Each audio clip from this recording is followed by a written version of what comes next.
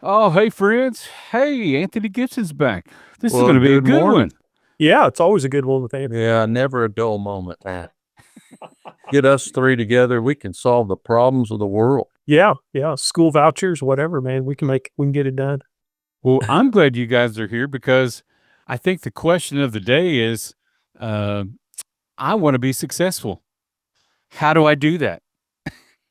And I know that you guys are just the people to talk to. That's a lot of pressure, Anthony. I can't say. It is. That is a And lot of now I'm going pressure. to sit back and watch. If only I'd have been successful. Yeah, right. You're pretty much successful, buddy. I'm here to tell you. So just to make sure everybody knows who's who, obviously Mike Lunny, my good friend, and my one of my newer good friends, Anthony Gibson. Yes, sir. Both, in my opinion, successful music educators.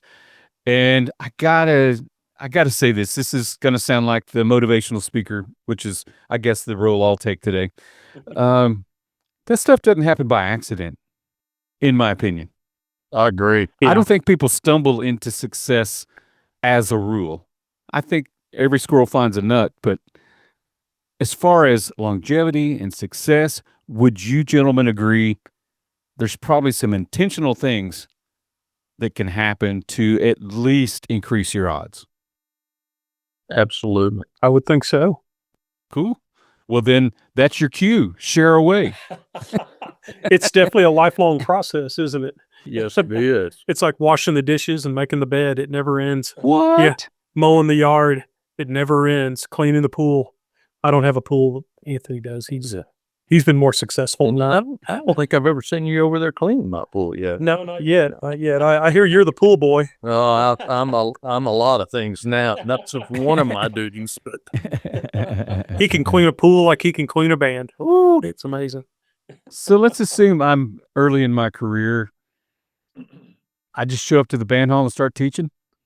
That's how it happens.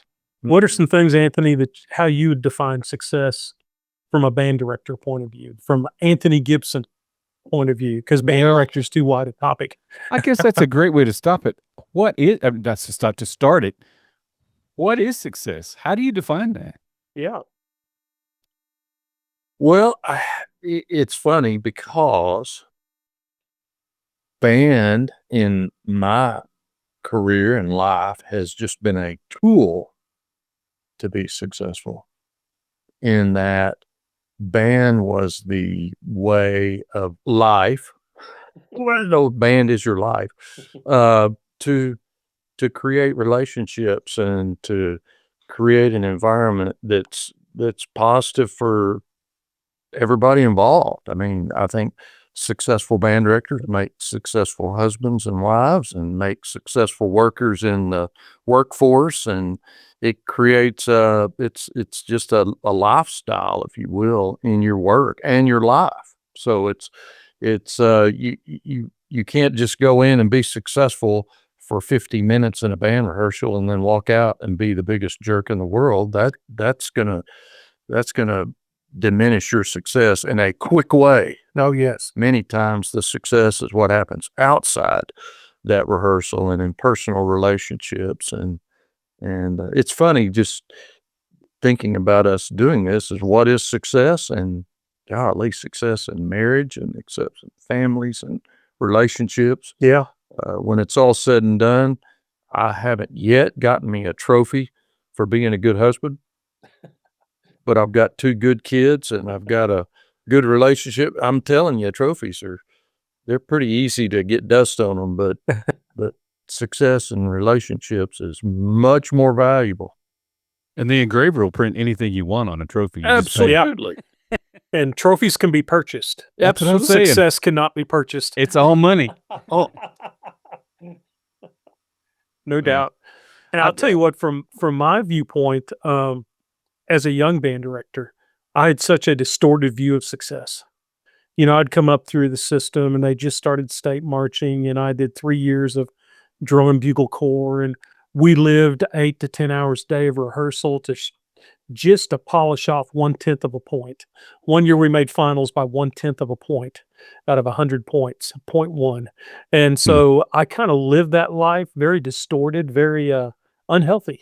And so that was kind of my onset as a young band director, and it's taken me a long time to get to the same rationale as Anthony Gibson of that our goal as a band director is to create good people using band and music as the tool.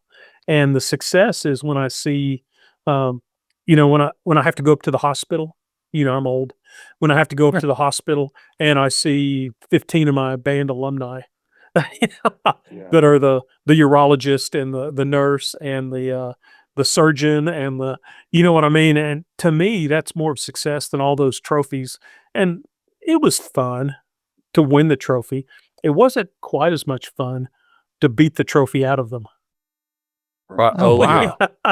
yeah. That part was not that much fun. And I think even students to this day, if they were honest, they might have some misgivings about our level of what was success. Was success state marching? Was success sweepstakes? Was success whatever? And when I talk to students who've been in my program, every once in a while they might mention like a state marching experience, but it's usually when so and so got caught with cigarettes or it's not what ranking we were at the state marching contest. So and so had a vape pen and got caught. It's things like that. But I think it's more they talk about the relationships and the people So they met in band, etc. I don't necessarily want to belabor a negative, and so stop me before I get too wound up. But I do think we all know examples of people who, for lack of a better term, invested so much more in a band or a program or the job, probably be an easier way to say that, than they necessarily did in life, in family, in spouse, in kids. And they kind of put all their emotional energy and didn't have anything left when they got home.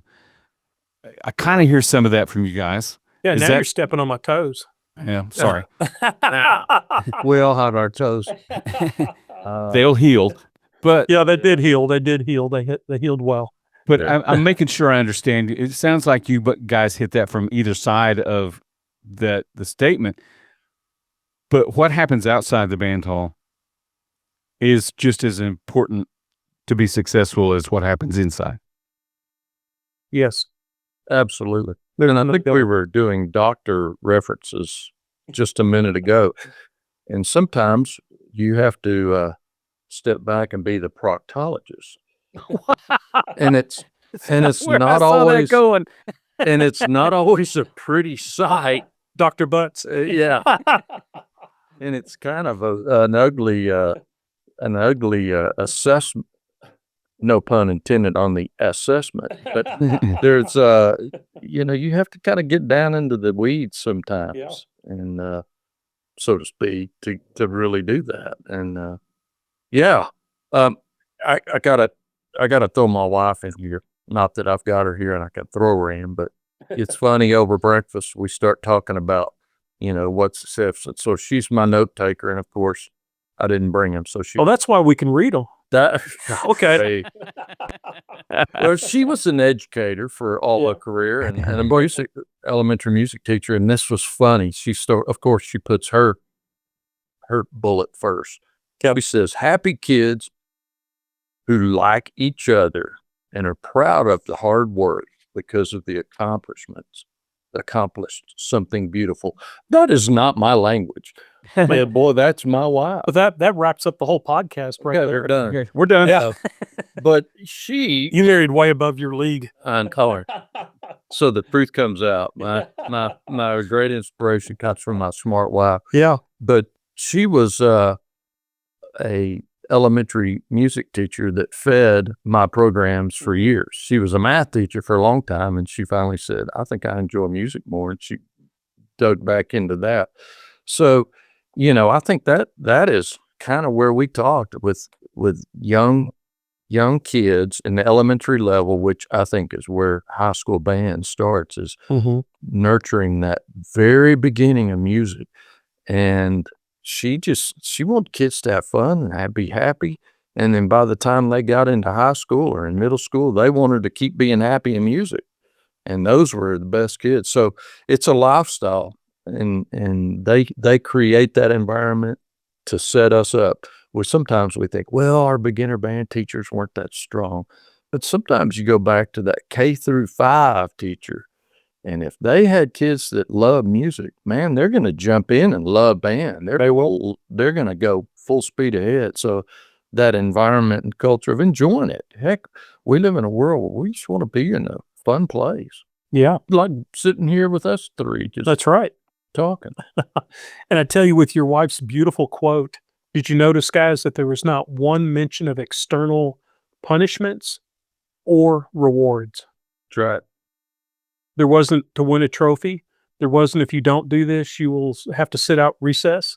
Everything was an internal situation. And we want kids who are happy, who love music and like each other.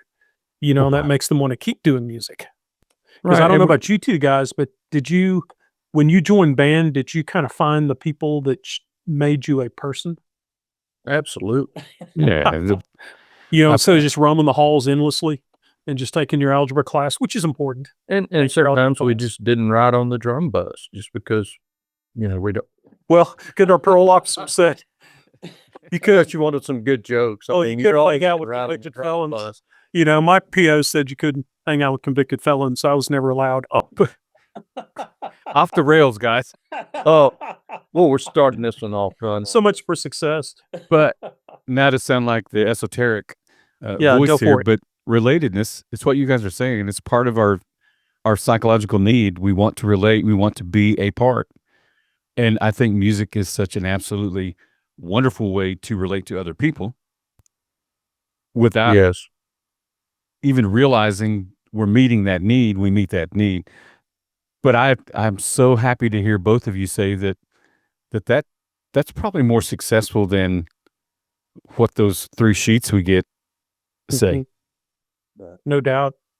And, you know, I want to tell you, and I'll have to read it because it's John Wooden. Y'all, I know you've heard of John Wooden. Absolutely. I know John. Oh my gosh. Yeah. UCLA had 7 national championships in a row.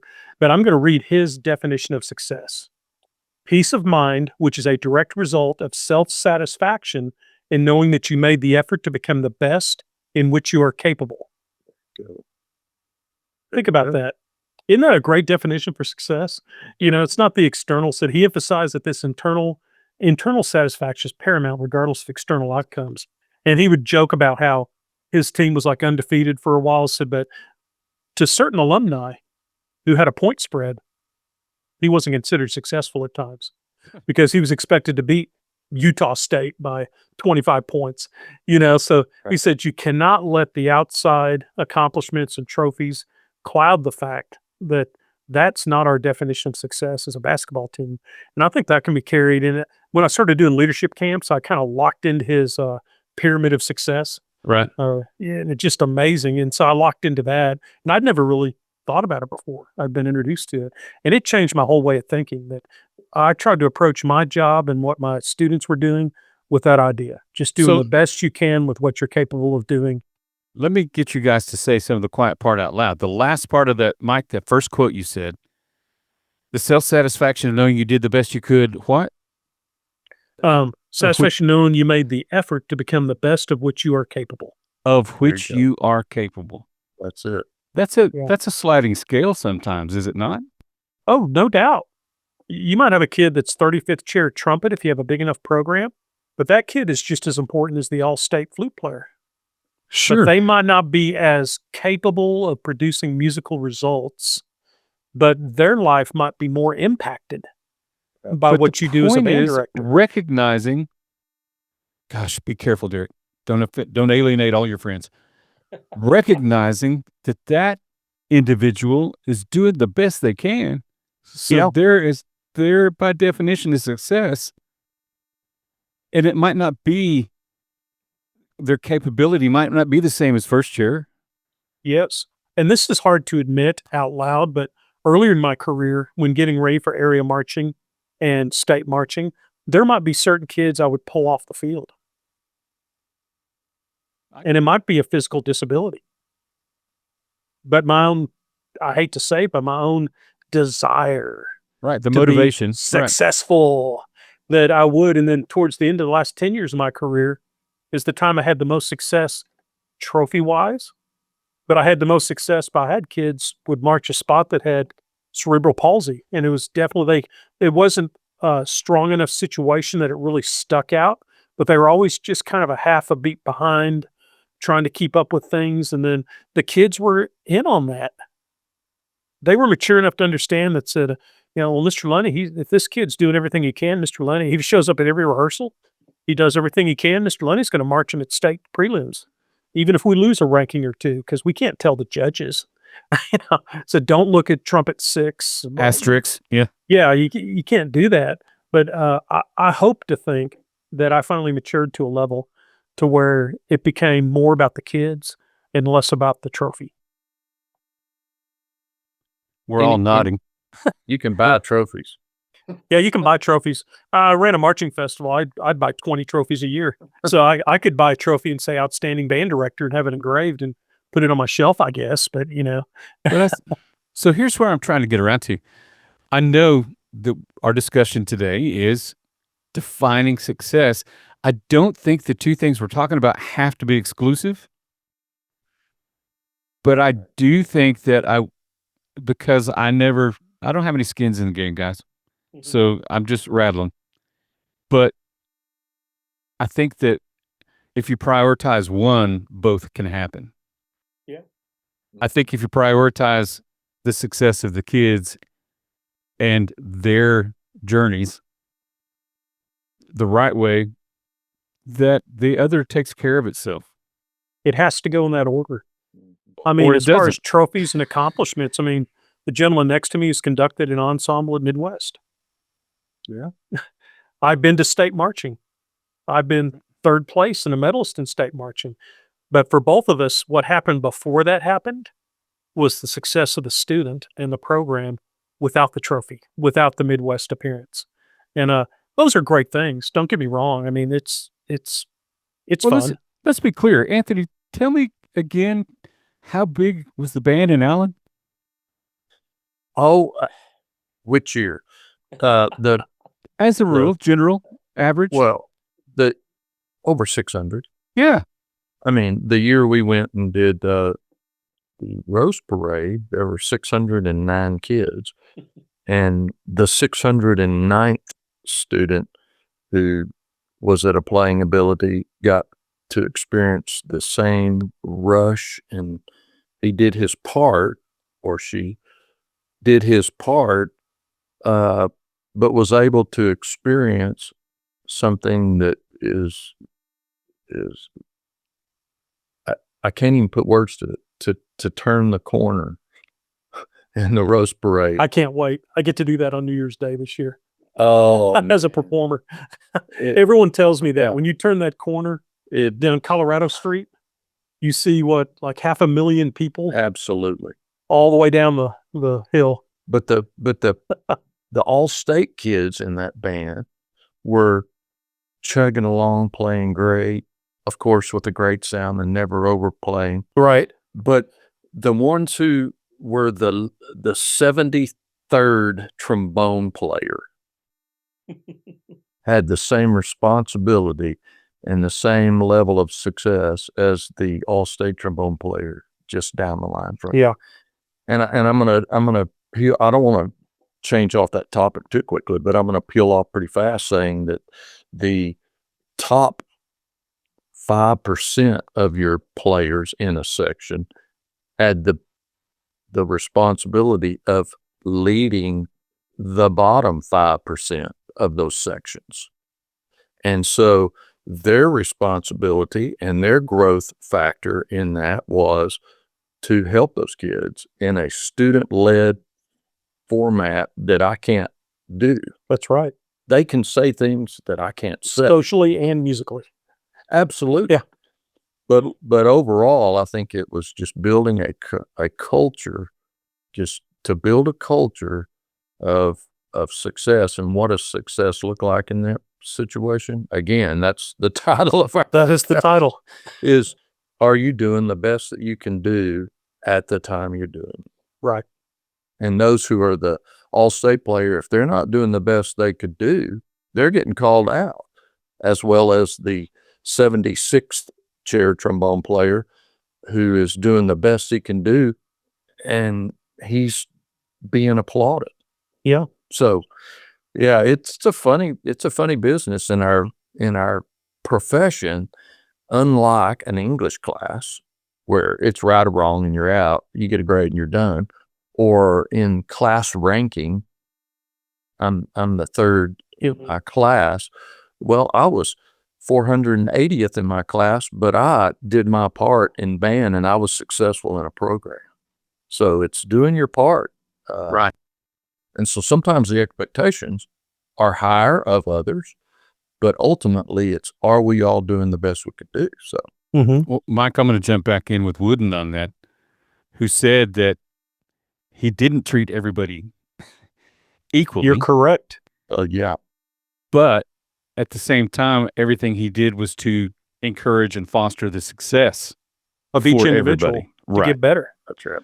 And whatever And I think that something that meant. distorts our definitions of success, whether it be athletics or band, is it's such a team activity that, when you're in math class, if I make 100 on a test, I hate to say this, I don't care about the other people in the class. That's the same thing I was saying. I don't care. Yeah, I don't care what the other guys have done. Yeah. They can all make zeros. I don't care.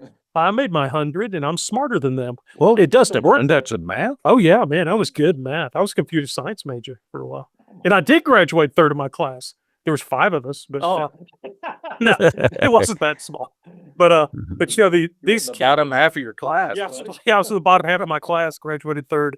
But no, it's a team activity. So that brings a whole other level. What is success? How do you define it? Because is the success defined by the entire ensemble, by their performance, or is the success defined for each individual?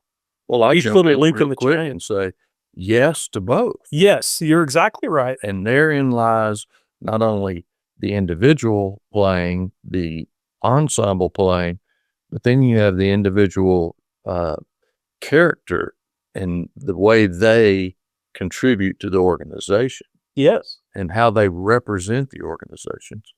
I always thought the best part about having a lot of kids in band was, first off, the support group was incredible in that you're walking down the hall, if the football team has 21 kids on it, they're going to run into 21 kids and they're going to grunt and, everybody, ugh.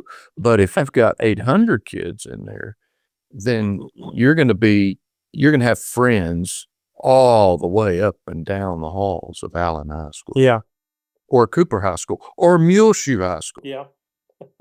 And I'm going to shift gears a little bit here, but one of my real desires for kids was to be able to do both, participate, be successful in many activities.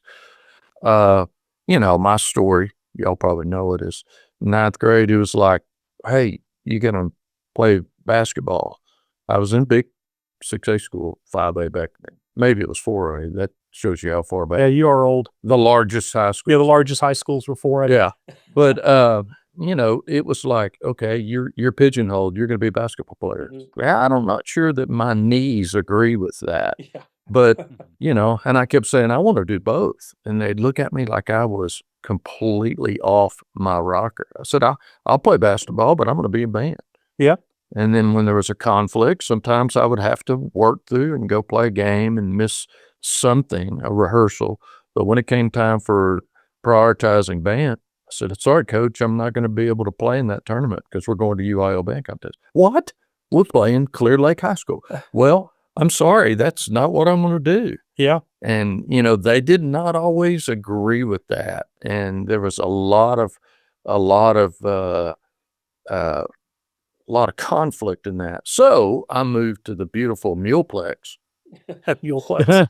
The Muleplex, and I get in there, and it was neat because Charles Faulkner, there's your name, was at Muleshoe. He ended up teaching in Clovis for a long time, but he had good kids, quality teaching, good students that were in sports, but not many. So I just took that to the next level. My best bass trombone player was a big old Sergio Leal, man. He was a nose guard and varsity football, but boy, he could play the trombone. So what we did was we worked to as hard as we could to make that happen, where they could do both. Now, it took a great coach. There's where the other part comes in. You get in, you have to become a team player with your other extracurricular guys. And the coach said, you betcha, they're going to march at halftime.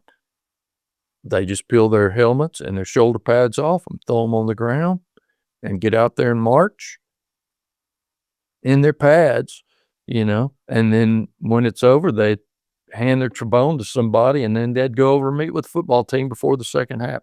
That was the best possible situation that I ever had. Just because it was one, there was only one school in Muleshoe, and it was the Mules. Yes. There was a statue in the square of a fiberglass mule, the home of the fiberglass ass, right there, Muleshoe, Texas, baby. And we were all mules. So people go, mules? But man, there was a lot of pride in that because we did it the best we could for kids. And I'll never forget that. That was what took me off into another world of involving as many kids that wanted to do the extra. Yeah. Therein. So, side note, I actually have a picture of myself next to the mule in Muleshoe, Texas. There you go. Although it looked metal to me at this point, but it was metal. on my way back from, I don't know, somewhere in New Mexico, I said, I can't pass this up. I better stop and take a picture. But metal doesn't rhyme with ass. That's So true. The metal with fiberglass. I mean, sometimes we have to tweak a little. Yeah. But my other thing I wanted to say was, if again, sounds like selfless or not being selfish on all parties might be one of the keys to defining success. And Mike and I have had this conversation before. So Anthony, I'm going to get your opinion on it. Maybe it's more important to figure out how we can say yes and make things work instead of just immediately saying no. That's Bingo. not going to work. Yeah. That's a great point. So- And simply we'll make it work. I mean, sometimes we'll make it work involves compromise. So, if kids are in, I don't know, Mike took AP English, but I personally didn't. I took whatever I needed to pass. But if they're in AP English, and they're a brainiac and not just a band junkie, I would be very flexible with that, as much with those kids as I am with an athlete. If they're going to the, World Decathlon of Brains, man, I was like, go take it. Just make sure you take your trumpet. I want you practicing up too. I love it. And I just know Anthony well enough too that, when he was growing up, he had to make that fight as a student. That's right. And then so as we entered this realm, we realized that it's a whole lot better for the adults to work it out because your kids will stay in band and or athletics and or UIL academics longer if the adults work out the situation. So Right. the kid's not feeling like they're disappointing somebody. And that's where I was going next in my thought process is, even as a manager outside of education, sometimes I have to stop and say, if I am adamant, if I say no, no, no, that other person still gets to make a choice, and it might not be in my favor. Do I want to Bingo. do this Yeah. without them, or do I need them? If I need them, how am I going to make this work? And that sounds like a selfish thought process, but it's not. It's best It's for not. everybody involved. Yeah. So Yes. there's probably a way that we all get to go, okay, that works. You're exactly right. And that decision that those kids make, suddenly when it's made, you can't go back and recant. It's hard to backtrack. Yes, Yeah. it is. So you build that culture of we want success and we define success. Now, I guess that takes us again back to where we are. For me personally, to see the kid, and it was, in Muleshoe, Texas, you can do things different than you can at Cooper or at Allen.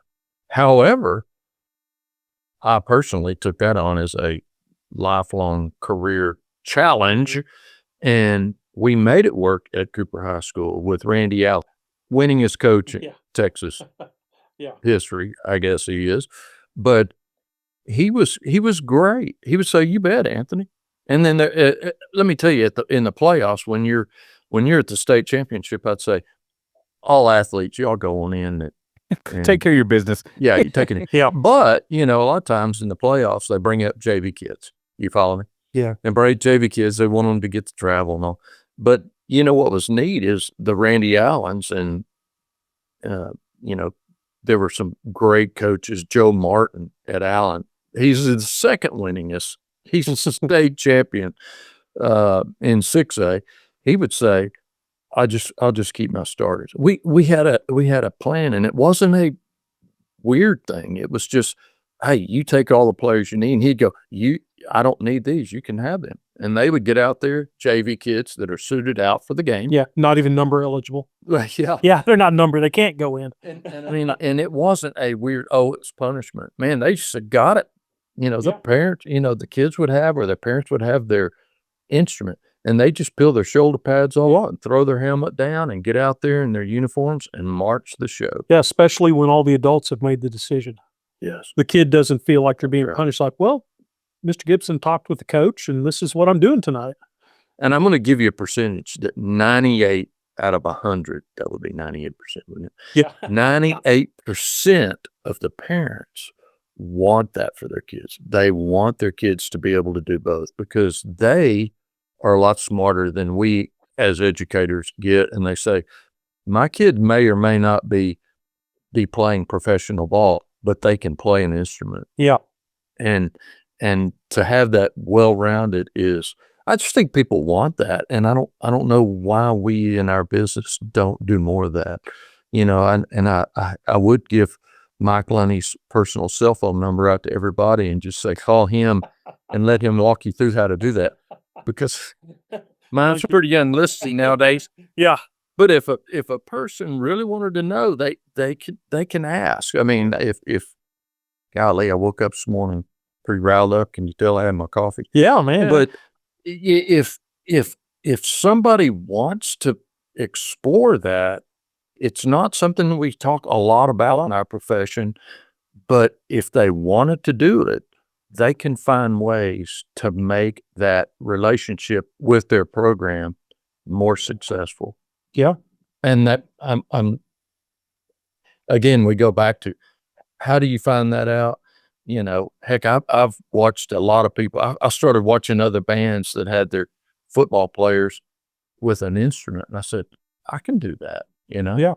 How do we do that? That's right. Yeah. And it can be. What process did you go through? Can. What was your argument? And I think it goes back to the idea of, is success the trophies that we're chasing, or success the betterment of the students? And that's where band directors and coaches start bumping heads, because they, and it's a little more, I'll admit, it's a little more stressful for the coach.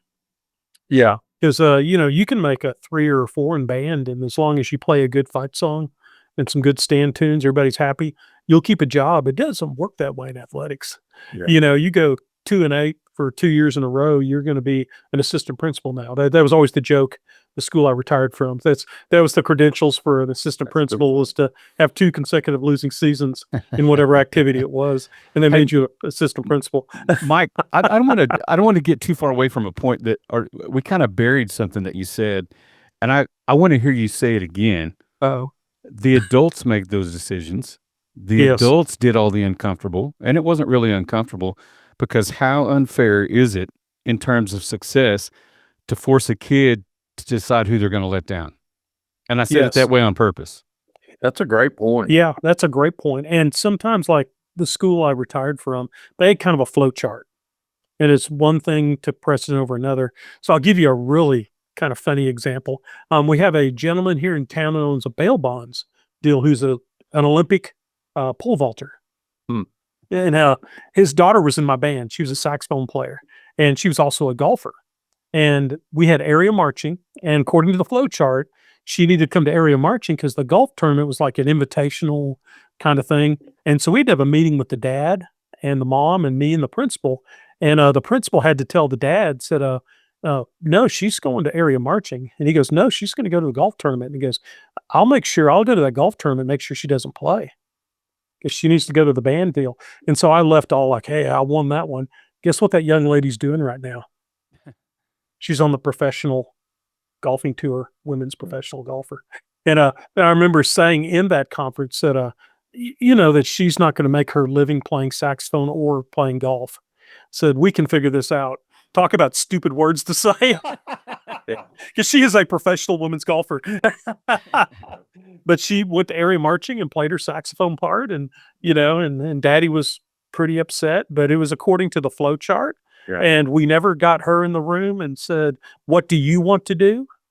Because that's unfair to the kid. I don't know. Maybe it's a weird system, but I really liked having some sort of structure by the school that helped us with that, I didn't need to go to a principal. There was so much peer pressure that if you played, the coach and the band director made the decision. Yeah. End of story. Yeah. And that's the way it was 99 times out of 100. And at one time, daddy pushed it to the limit. He was ready to go to the school board because his daughter was going to be a professional golfer. And he was actually right. And he's right. That's true. So I and kind of off topic, we love tangents. You've got to be real patient with parents because they're just sticking up for their kid the same way we would. And sometimes you got to keep telling yourself that, rolling that through your head that, he's kind of being a jerk, but, he's sticking up for his daughter, and he knows how good his daughter is. And he knows it. Sometimes we have to do that. And when we're trying to get kids between different activities, sometimes you've got to compromise. You just got to. Okay. I know my last 6 years at Wiley, regional golf was the same day as UIL concert and sight reading. Oh, man. And we had a great golf team. And so by the flow chart, if it's an advancement activity, it takes precedence over an evaluation. And so I never had my full top band because I'd always have at least 2 golfers, but we worked around it and we didn't punish the children. We just said, hey, my only rule was, hey, you've got to win. So it's unexcused unless you win. And then it goes down as excused. And we just kind of smile and, just kind of chuckle about it, Okay, I've got to jump in here because we all grew up or spent time in teaching otherwise in Friday Night Lights. Okay? Yes. And we all know parents who live through the efforts and accomplishments of their kids. Yes. Is there a time that you define success? You just say, okay, all we're doing is fighting and tearing up a kid here. Go ahead, do what you do. Or is it important? And we may be rehashing a conversation, but is there a time when you just go, okay, and don't be pissed off about it and stomp around and make the kid feel bad? Yes. And to put a more finer point to it, I remember times when I just have a private conversation with the kid and I'd say, you're not going to be punished. I just want to know, what do you want to do in this situation? Hey, Derrick, your screen just froze up. You there? You can probably still hear me. I just did. It kind of cut out for a while, voice-wise. Can you see me yet? I can see you. You're moving now. Okay. Groove it. Yeah. We'll once again give it a second and just let it reestablish. And so why don't you start with the comment of explaining you would talk to the kid again? Yeah, there's times when I would just talk to the kid in private, the student in private, and just say, what, you're not going to be punished. I'm not going to have any hard feelings. Which activity do you want to do this Saturday? And if they said, well, Mr. Laney, I really want to go to that ag show. This is really important to me. And I love band. So, but I really want to do this ag situation. I just raised a goat from a baby. Yeah, That's right. And I would go, that's perfectly fine. We'll just march a hole and life's going to be okay and you will not be punished. And that way, it's not always just the adults, but we don't want to put the kid where the kid's going back and forth. So did you grow to that point? Oh, yeah. Would that have been the same yeah. conversation your second year? Well, I mean, my first year I had 17 kids in band, and my last year I had 180. So does that tell you anything? Sure, but you understand my point. Yeah, Absolutely. and it stayed at 17 because I was, this is how we do things. We're going to win the world championship of 1A bands. Do It you was know who I am? ridiculous.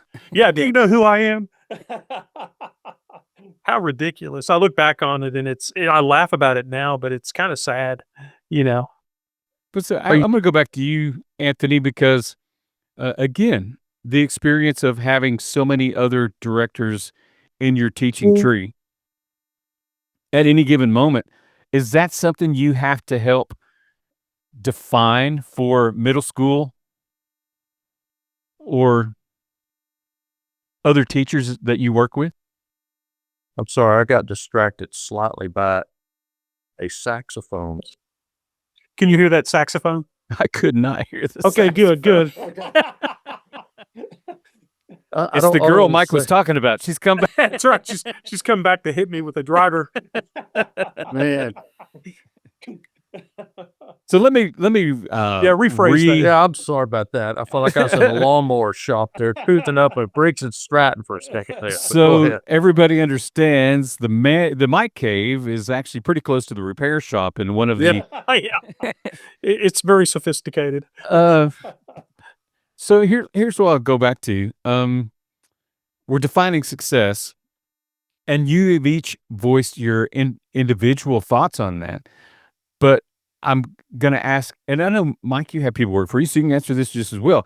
But all the middle school teachers, all of the assistants, did you have to help them find the definition of success in that program?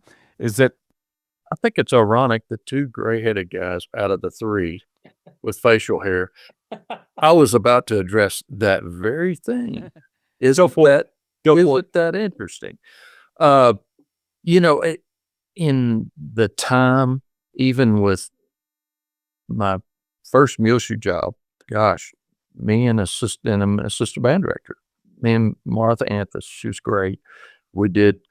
It's always good to have somebody you can bounce things off of.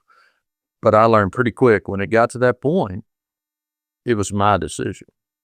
So when you get into other staff and I want their opinion, and it was probably the biggest challenge, not really, but it was just my job, that I would hear everyone's approach to, well, my third band had athletes in it and they're going to have it. And I go, would you rather not have a third band? Would you rather have all your athletes just quit band and go because we're inflexible in a situation like that? And it was a lot of, I had to deal with that my whole career, was to be the final word. And it wasn't the principals and it wasn't the fine arts director until I was the fine arts director. Yeah. And then sometimes I helped them make those decisions. But it was something that you have to say. You'd have to talk some band directors off the ledge, you know, and I've been saving this, but knowing that's part of that is the MO of your program. People know that you've got kids that are very diverse and leaders in the school. You have to then, in your rehearsal, make sure in your mind, well, let's go back to the football players. You have to go through and say, okay, out of the 7 trombone players at Muleshoe High School Band, or 9, I don't remember, 7 or 9, that 4 out of them were varsity football players. So you had to make sure that 5th one could play the trombone solo on the football field. Yeah. You see what I'm saying? I do. And so the kid who's the nose tackle and first chair, great kid, will work with that 2nd or 8th chair, whatever it is, to make sure they want to have the program successful. So you get this student leadership that is phenomenal when it gets that complex for everybody's wanting to help it be successful. I love that word, but for us to all be successful. And so then when we're at a contest or in a game, at a performance, and you get all the sweaty football players in, I mean, it adds a new dimension to that performance. And it's exciting. It's almost invigorating to those kids and to me to suddenly go, now we're full strength. We got a full tank of gas. Yeah, that's right. Look out. Right. You follow me? That's so fine. that student leadership that goes down and they help each other there. It's pretty, Now in Allen, it was a little different because I had most of the top band kids were band kids or choir. But even then, the best kids were very involved. They were in a group. They might have been in an orchestra, and then it got to the point where I say, well, heck, let's get some winning. It worked in the Air Force band. They used 2 cellos in their concert band. Let's see if we can get cello players. And we'd have 2 cello players in our top concert band. Yeah. And man, they felt like they were studs to be the 2 cello players, Yeah. Yeah. And the They're the stars. arrangement of, enigma variations is much better when you have a string. Oh, with yeah. that timbre. Yeah. Yes, sir. So, it's just fun things that you can find those successes with whatever cards you're playing. Yeah. See, this is And fun. I think because, still, go ahead, Mike. I'm sorry. I was going to say, still to that point, if it's a medium-sized school to smaller, and you talked about working with your staff, it's really important with that beginner class because we all can get surveys from the teachers and figure out who the smartest, most hardworking kids are. And you can tell who the more athletic kids are. You'd better spread them out. You've got to do everything possible to convince 3 girls to play trombone or 1 girl to play tuba or 2 boys to play clarinet or, so it minimizes the impact later on when different organizations leave. And that's not always possible at 100. It's never possible at 100%. But if you do a little bit of it, for instance, like Barry Hurt at Sundown, I went up to work the band one time. He had the most beautiful trombone section I've ever seen in my life. Just models, these blonde haired, blue eyed girls that play trombone. I said, Barry, what's the deal? Why do you have 7 or 8 like these girls playing trombone? He goes, well, about 9 years ago, we had 2 cheerleaders that played trombone and they marched in their cheerleading outfits during halftime at football games. And every little girl in Sundown thinks you have to play trombone to be a cheerleader. And you did not dispel that myth. Yeah, and see, you just don't know. That's right. You don't know what little tiny thing might impact a kid. It's pretty funny. But I was going to interrupt you a second ago. We're talking about defining success. So often, I think that I grew up a band. That was me. I wasn't anything but a band kid. That's what I was. And then I did choir and some stuff later on. But in my heart, I'm still a band kid.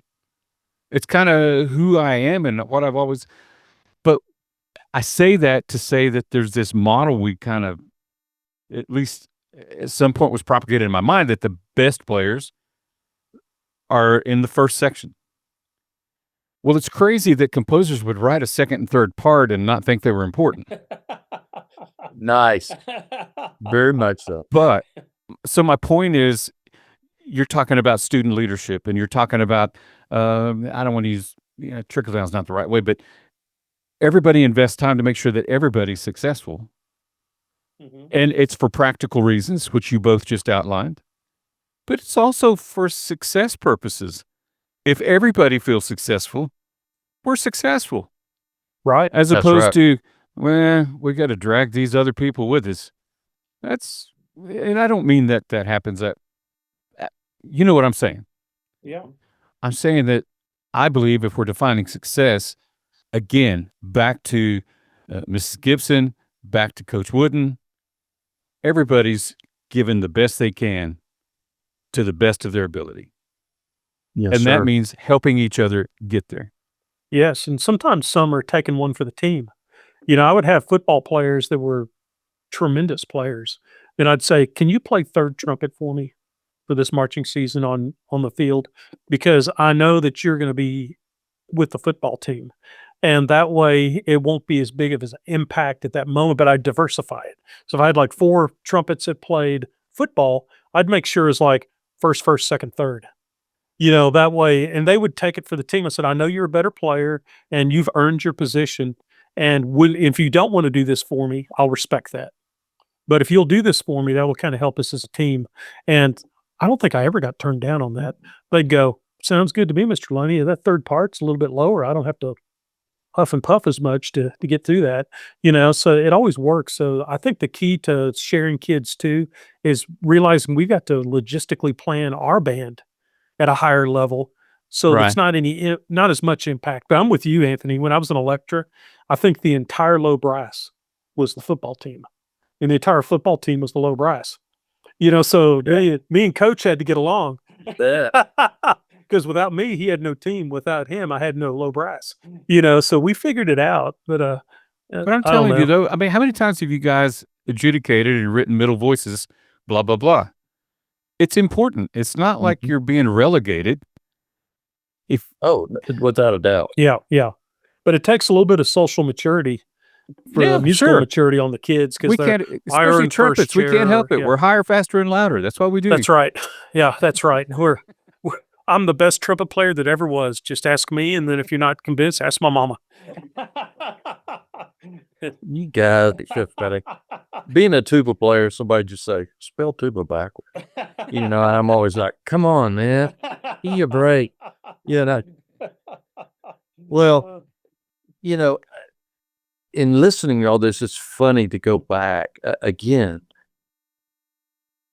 we would buy uniforms for the band, but at a football game, it looked like a Look at a Halloween contest. It did. 'Cause you had trainers and cheerleaders. They're kind of draws. And somebody go, well, my kid won't be able to get in the uniform. I don't want your kid to get in. I just want your kid. I want your kid. That's right.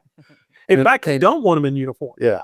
And I'm going to tell you, out of all the years, and drill team was part of my life, that's a whole new podcast. So, but to look out, and there would never be a drill team girl that was in a football uniform or in a cheerleading uniform, that was it. That was what they did. Oh yeah. There's never any exceptions out of that. But to have that, and it was a very stark contrast in all the groups that I would do. They would come out and do their thing, and I'd give it to them. Salute, man. They looked great. But then you just pan back a little bit, and you'd see this sea of students dressed in mascot. I think I've told you this, that the mascot was a flute player. And after UIL, sometimes before, when we're recruiting middle school band, I would have the flute player put on the head. You follow me? Yeah, just march the spot without playing. This was at Cooper. I mean, Amy Heath. She was a flute player, great flute player, but she was a mascot. And I just said, forget playing. No, we can't hear you out there with 75 trombones. We're not going to hear you. But every kid in Apple watched the flute player, and she didn't march. She performed. Yeah. I mean, she was Disneyland on the field. Man. You didn't have to go to Disneyland. You follow me? It was wild. And I thought to myself, that was the smartest thing I ever did. Don't play your flute. Now, if I was a solo trumpet player, she might have to take her head off. Yeah, but or cut a hole. Otherwise, man, you dance and you recruit. Oh my goodness, it was fun. That's Awesome. fun. The funniest thing for teachers is for band directors and people who are responsible for the group. If they'll just let their hair down, back when we had more, if they'll let their hair down and have some fun with it, they're going to be surprised how much they have missed the years where all we did was stress and fret over that. But to have a good time. Now, I would work their butts off in rehearsal. But when it came time for a game, we had fun. And boy, they loved having fun. And they had to, because we always had successful football teams. And so you'd do anywhere from, 12 to 16 football games. Yeah. And you went to every one of them. And you had a pep rally for every one of them. So, you just had to buy into it. And there were times, this would be kind of a dark part of this whole thing, but there's times that you're kind of tired of doing our success as supporting the school. And sometimes we'd kind of get a little, our dauber would get a little bit down, and we'd have to say, nope, let's go. Hey, we're not going to let this get us down. We'd have to have a little pep talk, and we'd go back out and have a good time making music and being more of the community than just in my practice room. Yep. And that inside, with all that being said, that defines success. Absolutely. You know, you've got all these kids involved and they become taxpayers, they become husbands, wives, they have kids eventually, and they will want those kids in band. Not very many, I think, would come out of band programs where they just beat you to death for the trophy. Uh, They would say, "Hey, I really want my kid to be in the band program." Some will. I'm not going to say it doesn't happen, but I think for the most part, most of the comments I get when I bump into people at United that are now in their 40s and some in their 50s that have been in my band programs, it's never about the trophy. any in the 60s, No, I'm only 62, so had to just round it out. But I think that is the definition. If we want to define success, it's people who felt like they accomplished something and band did something for them and they did something for band. And that doesn't include trophies. We're back to the self-determination theory. All right, hear me out. Hear me out here, guys. No, we're I- done with you. I do think motivation is important because I do believe you have to work hard before you can have fun. Because if you Agreed. don't work hard, it's not going to be fun. I agree. I believe, and I'm going to say this quietly, I believe bad bands know they're bad. Oh, there's no doubt. I go clinic a lot of bands and bad bands know they're bad. And I think good bands know they're good. Yeah. And I don't say Some that from some bands think they're good, but they're bad. But my point being, if you don't, as Anthony said, if you don't work hard to get good, you can translate that in the associative property here. You have to work hard to have fun. And it will be a Absolutely. lot of fun if you work hard. Yeah. Yes. But if you're working hard to be successful, meaning that you're going to be the best you can be, that's a different kind than flogging you to get a trophy. Yes. And flogging does take place sometimes, but just the flogging. Trust me, you'll to get- enjoy this later. Yeah. Sometimes you have to, you're gonna, yeah. Summer band was really hard for me, but it was the greatest time because we would band all day long, morning, afternoon, and then have a party every night. Yeah. But you know that we would have movie night, we would have this night, but the most fun we had was the band picnic, the band Olympics. No one had food at this picnic. You just went out, and it's just, especially in Allen, it was crazy because there would be hundreds of people just take over a park. And then they're just out there playing and burning off some energy and swinging and throwing people out of the swing. People, usually there's some scrapes and bruises, but that's life. I mean, it's band. It's a full contact sport. Yeah. And so Rub some dirt on it. that's right. But then we would have organized games, and they would do the stupidest game. And we had so much fun just hanging out. It was the most primitive form of having fun. There was no TV. Mhm. There was no music. They were enjoying each other. We'd play duck, duck, goose or big circle, and the circle with 50 kids was one. But when you got a circle with about 300, it was a big circle. That's a And run it was- now. I'm telling you. And it was a zoo, but we had so much fun doing that. And, that sure took up some of when you had to get out there on that asphalt and bust your asphalt to get that fundamentals down. But we did it, and it was a payoff, and it was such an easy form of payoff. I also don't know if this is still acceptable to say this way, but it's kind of a band of brothers mentality. You go to war with each other for a while, Try, you get close try. and you appreciate and you stick up for, and you are the band. Yes, you're right. You're So- right on that, Derek. And you know what? That carries through in the hallways of the school. You Yep. having a kid that's a great player, that's just real introverted and real quiet, but after spending 2 weeks in summer band, and they start school, and they're all sunburned, and so you could recognize the band kids. The They all tan have kids. sunglasses, sunburns, Blue eyes. yeah. And all of a sudden they're walking down the hall, and a senior who's the section leader may see a freshman or, a sophomore and just say, "Hey, how's it going, Mike?" Yeah. And man, that kid, his eyes just, I can't tell you how many times I've had kids come up and say that was the best part of band, was not the playing, was not the trophies, but it was the community that was built there. When they walked down the hall, they could, at any point in time, they could look around and see somebody on their team, a band member. Right. They were seen and they belonged. That's right. They belong. Even something as simple as having someone to eat lunch with. Oh, man. All the band kids all sit together. Mm-hmm. Yeah. Yeah. Yeah. And it should be the cleanest table at the end of lunch. That's true. And if it isn't, it's a learning lesson. It's a learning lesson of success. It life defines lesson. success. They don't leave those trays. I've got to throw this commercial in because here we go. Here it comes.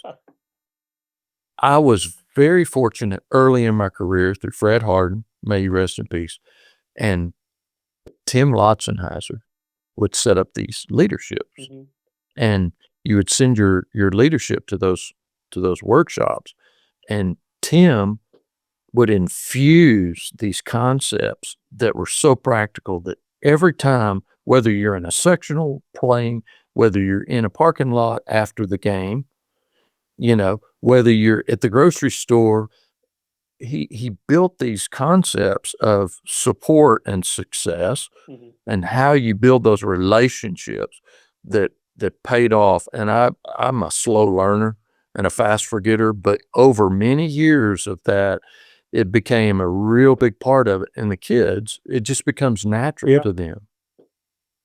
Isn't that wild? I mean, it's bigger than band. And I tell you what, for all the people out there that are listening, read Dr. Tim's books. Because in his situation, he defines success without defining success.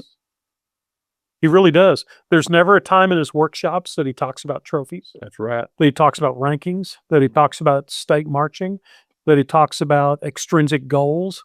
It's always about the band, the community. How do we become a better person? How to make yourself a better musician? And serving each other, right? Yeah, so he's got a whole series of books, and he's still doing his thing. Absolutely. And the funny part is it goes all the way back to possibly the birth of Jesus Christ and what he did. So, I mean, there's a little bit, it can be even deeper than that. Yeah. I mean, just being a good person. There's just levels that you want to try to get your kids deeper than okay. Yeah. Obviously, I get fired up. You got fired up pretty quick. And even with all our notes and all this good stuff, and we could go forever on the different high quality performances and literature and repertoire, but it really comes to, I define success, if you just want a simple definition, by creating students that are good people. Yeah. Or helping them, I want to restate that, to help students become better people through your program. To me, that's more a level of success than anything. And I got a chance this year to judge one of my students' bands. And it was so cool to see him talking to his band. And I'm not saying this to put me on a pedestal, but I could hear my voice through his voice. You know what I mean? Because he'd been my drum major in 2002. So he understood the culture of band. So I would say that would be my definition, is helping. It's not trophies. Did that, suffered, everyone suffered. And it was good to win a trophy or two. But my success, if I had to say, would be that. What are some things your wife said? Because she's smarter than all three of us. Well, I'm just going to, real quick, Mike. Okay. Back to a phrase that we've adopted somewhat. The students are the product. Yeah, they are. Not the trophies. Yeah. As long as we maintain that focus, that this is, the students are making them successful, defines our own success. Oh, yeah. Sorry, Anthony, didn't mean to jump in. No, you're good. You're great. I just was thinking, and my wife certainly has been a big part of that, because the best years of my teaching career were when my own kids were in band. So when we went somewhere, the whole family packed up. We turned the lights out in the house and we were gone. But it was interesting. She did point out a couple of things that, and I love how she did it in our talk. She said, "What do your seniors talk about?" Now, this is what can a band director learn from those successes? And and we used to ask, and I always had, it got expensive there for a while, but I always had a senior cookout. And at first we started with steaks, but in the end, at Allen, We had hamburgers. We did the same thing. We call them winter dinners. Yeah. So during football season, we do a different section every Thursday night. But ours were just seniors. So we had hot dogs. Hot dog. Wow. But it was, and we would sit around in the living room. At first it was easy in the living room. Then it was everybody piled in and lawn chairs on the floor. And we would just talk about, and it was interesting. She said this, we had this discussion this morning. She says, what will your band kids tell? Or what stories will your band? Yeah. What stories will your band kids tell? There you go.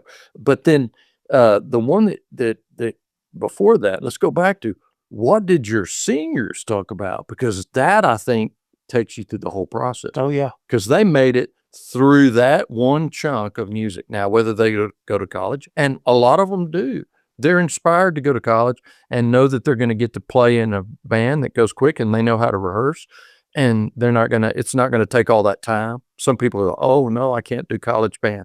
It takes too much time. No, it really doesn't. It doesn't. You get to have a lot more fun. Not anything like what we do now. But when she said, what stories will your band kids tell? That is funny. Even in my point now where I'll have anywhere there's more than 3 gathered together, there's going to be band stories breaking out, And so, and it says, imagine these kids are convincing their kids to be in band. What will their reasons be? My wife's pretty wise. And so she gets it. And we do a lot of things, but kids recruit kids. Yes. Not me. Yeah. Not you. That's right. We set kids up for success. And then when they have success, they're going to create, that's where it amasticizes, and success will then grow. And I think people stop sometimes when they have, well, I'm going to be successful and I want my kids to make a 1 at UIL so they're successful. No, it's bigger. What are your kids? If you get your band to feel successful, they're gonna be disciples of the band, and they're gonna then grow that. And so some people go, what do you do to recruit? Do it daily. Do it every day. Yeah. You seek it. How you speak to them in the hall. How you speak to other teachers. And I think a good point to that is, we don't recruit other kids, and we're going to have a podcast on that again. We don't recruit other kids. We set up situations where kids can recruit kids. There you go. And then you help make it happen. Yeah. That's what our job Kids don't listen to us. Oh, no. But if a kid has to, like I say, if a kid has to miss a Friday night football game, let me say that again, a Friday night football game kind of brings it back into perspective. Yeah. To go to the academic decathlon state meet, I'm pretty much going to be the first one that says, go to the meet. Well, no, we've got 16 games. I've got a solo on alto saxophone. We've got 72 other saxophones. Would love that solo. We have to help those kids be successful and make those decisions. It's just kind of fun. And not only go to that meet, you go be the best there is at that meet. You That's just right. go kill it. You're representing me. That's right. You're a band kid.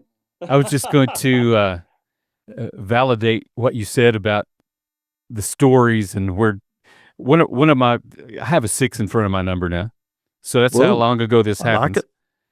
That one of my high school band buddies posted a picture of the Magic Time Machine, which every band director goes, oh yeah, Magic Time Machine. I remember those days.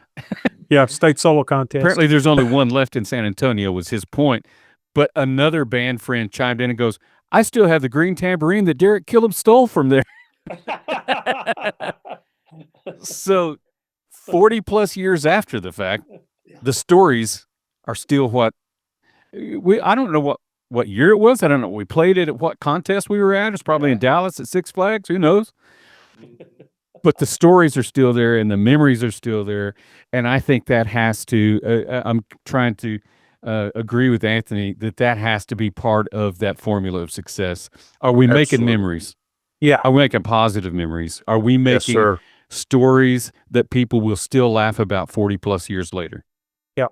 I call it the mythological lore of the band program. The lore.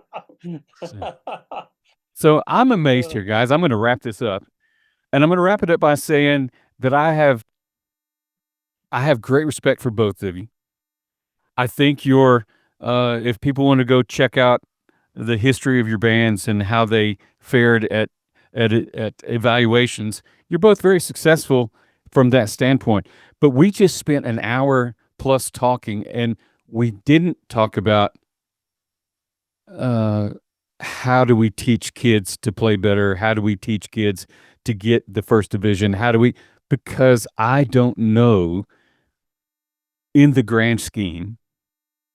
I still say that will take care of itself if you do the things that you guys talked about It will. to be successful. I agree with you. And if it doesn't take care of itself, the most important part was taken care of. Right. Yeah. How do you want to be remembered? A hard ass that beat people up so he could say he got a one or she got a one? Or, man, you still got kids that love you, and when they see you, they're like, I am so glad to see you. Yeah. Maybe that's just me. No, you're on. No, you're on. Bill. But I've got to throw this disclaimer out. I have been the hard ass Right. that wore kids out, and some of them probably think that. Well, I'm sure a lot of them, especially when they got up. Thought, In fact, there's kids lined up at the door right now. They're going to come in and Wore out 2 pair of kneecaps kicking them in the butt. oh man. But I think in the long run, though, I think our goal is to really care about kids, and it was a lot easier when I had my own kids because they thought you don't treat your own kids this way. Heck yeah, my kids right got next up to there, ran the same mile, the Cougar Mile. yeah, that's right. If you were late, you had to run a Cougar Mile. Heck, that was fun. Ooh, I didn't do that very often. I don't shy away from what I said earlier. It's hard work to have fun. Yes, Yeah, sir. it is. So- It is. But All it right, is man. the greatest profession anybody could ever get in. Kids. Give me your parting shots, and we'll wrap this up.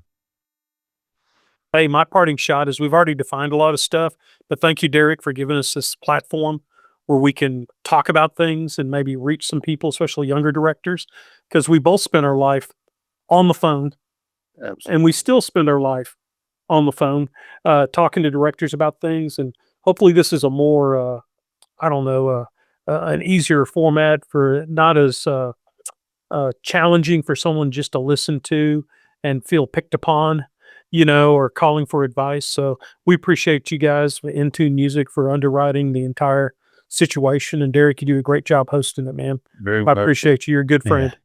Well, I appreciate it, and I think that the last thing you said is the key. I respect what you guys do. Listen, that's all I ever wanted to be from 6th grade on. Is what you guys are. Never did it, but I've stayed in touch with, and I've seen a lot of different styles of what you guys do. Right. Yeah. And I just respect the way you guys carry yourself, the way you speak a consistent message, and it's usually delivered with the best intentions and love that you can muster because you care about kids more than you care about anything else. So appreciate y'all. Hope you have wildly wonderful weeks. Anthony, come back, talk to us again soon, will you? Yes, sir. Enjoyed it. Derrick and Mike. What fun.